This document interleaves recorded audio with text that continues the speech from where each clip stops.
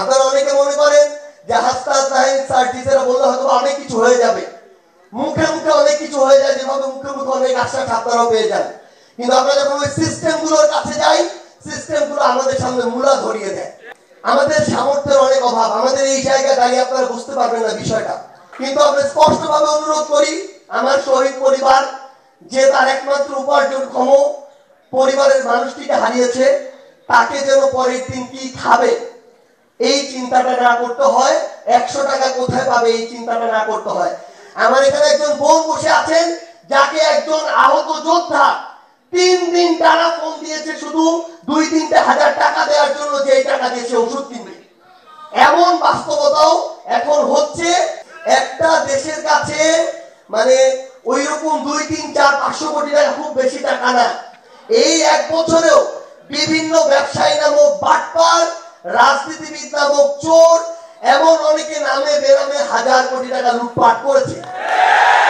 আমরা স্পষ্ট করে বলি, আপনাদের মাধ্যমে বলছি, আপনারা দায়িত্বে থাকুক আর না থাকুক, এই 1 বছরে যাদেরকে মনে করবেন তাদের বিরুদ্ধে গোয়েন্দা সংস্থা দিয়ে হোক, এজেন্সি দিয়ে হোক, আপনারা তদন্ত করান।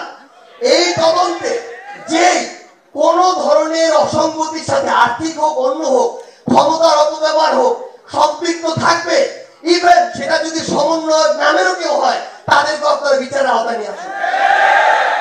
কিন্তু আমরা স্পষ্টভাবে অনুরোধ করি আমার শহীদ পরিবার যে তার একমাত্র উপার্জনক্ষম পরিবারের মানুষটিকে হারিয়েছে, তাকে যেন পরের দিন কি খাবে এই চিন্তাটা না করতে হয়, 100 টাকা কোথায় পাবে এই চিন্তাটা না করতে হয়। আমার এখানে একজন বোন বসে আছেন যাকে একজন আহত যোদ্ধা 3 দিন টানা ফোন দিয়েছে শুধু 2-3 হাজার টাকা দেওয়ার জন্য, যে এই টাকা দিয়ে সে ওষুধ কিনবে। এমন বাস্তবতাও এখন হচ্ছে।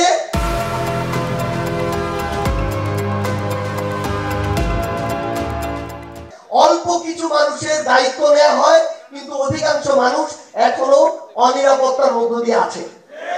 আমি আমার সম্মানিত উপদেষ্টা মহোদয় যারা আছেন এবং তাদের মাধ্যমে উপদেষ্টা মন্ডলীতে যারা আছেন, আপনাদেরকে অনুরোধ করব, আপনারা একজন সবার দায়িত্ব নেওয়ার প্রয়োজন নেই, 200 জনের দায়িত্ব নেন, 300 জনের দায়িত্ব নেন, নিজের মন্ত্রণালয়ের পক্ষ থেকে 10 কোটি 20 কোটি টাকা খরচ করেন, কিন্তু ওই 200 জন যেন একটা স্বাবলম্বী জীবন যাপন আগামীতে করতে পারে।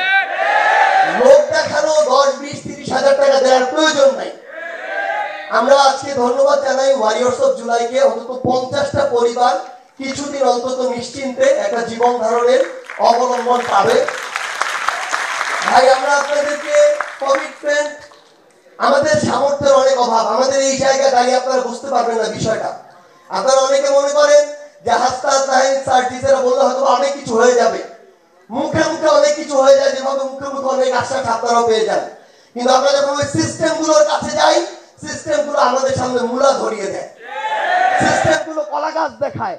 এই জন্য একজন আহত অনেক সময় দেখেছি দেশের বাইরে যেতে কয়েক মাস চলে গিয়েছে, সিস্টেমের বেড়াজালে পড়ে যায়। কিন্তু ভাই, আমাদের এই লড়াইটা যেন জারি থাকে। আমরা যে কাঙ্ক্ষিত পরিবর্তনটা 1 বছরে প্রত্যাশা করেছিলাম, সেটা 1 বছরে হবে না, কিন্তু সেটা 5 বছরে সম্ভব, 10 বছরে সম্ভব।